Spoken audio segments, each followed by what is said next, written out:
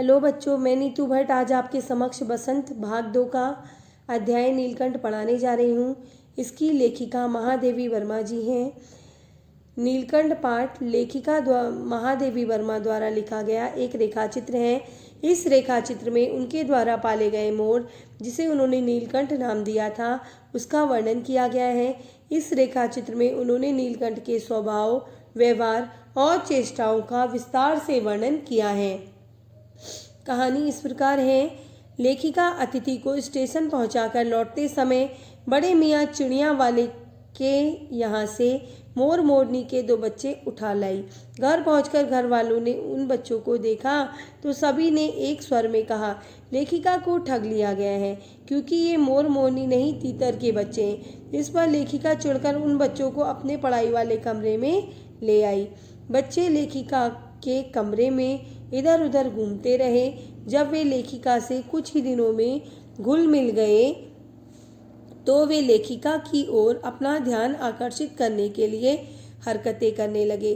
अब वे जैसे ही थोड़े बड़े हुए, लेखिका ने अन्य पशु पक्षियों के साथ उन्हें भी जाली घर में रख दिया।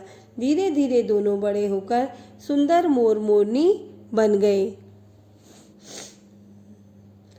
मोर के सिर पर कलगी बड़ी चमकीली और चोंच तीखी हो गई थी। गर्दन लंबी नीले हरे रंग की थी। पंखों में भी चमक आने लगी थी। मोरनी का विकास मोर के समान सौंदर्यपूर्ण नहीं था, परंतु फिर भी वह मोर की उपयुक्त सहचरणी थी। लेखिका ने मोर की नीली गर्दन के कारण उसका नाम नीलकंठ रखा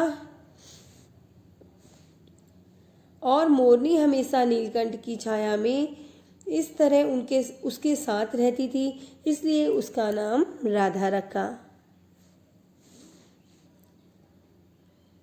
नीलकंठ लेखिका के चिड़ियाघर का स्वामी बन गया। जब कोई पक्षी नीलकंठ की बात ना मानता, वह चोंच के प्रहारों से उसे दंड देता था। एक बार एक सांप ने खरगोश के बच्चे को अपने मुंह में दबा लिया था।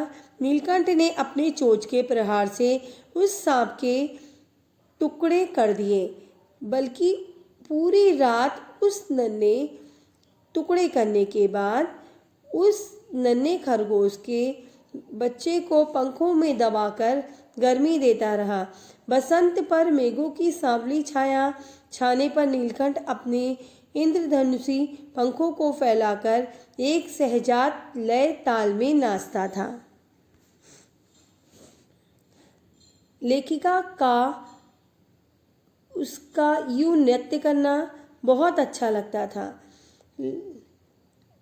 अनेक विदेशी महिलाओं ने उसकी मुद्राओं के प्रति सम्मान समझकर उसे परफेक्ट जेंटलमैन की उपाधि दे दी थी। नीलकंठ और राधा को वर्षा की ऋतु अच्छी लगती थी। उन्हें बादलों के आने से पहले ही सूचना मिल जाती थी और फिर बादलों की गड़गड़ाहट, वर्षा की रिमझिम और बिजली की चमक के साथ ही उनके नृत्य का वेग भी बढ़ता ही जाता। एक दिन लेखिका किसी कार्यवश बड़े मियाँ की दुकान से गुजरी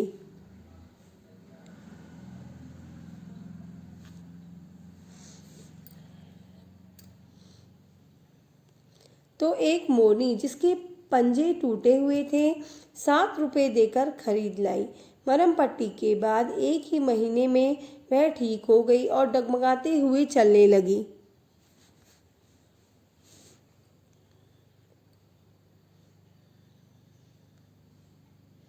इसी डगमगाने के कारण लेखिका ने उसका नाम कुब्जा रखा। उसे भी जाली घर में पहुंचा दिया गया। कुब्जा नाम के अनुरूप ही उसका स्वभाव भी सिद्ध हुआ। नीलकंठ और राधा को साथ में वह नहीं रहने देती थी।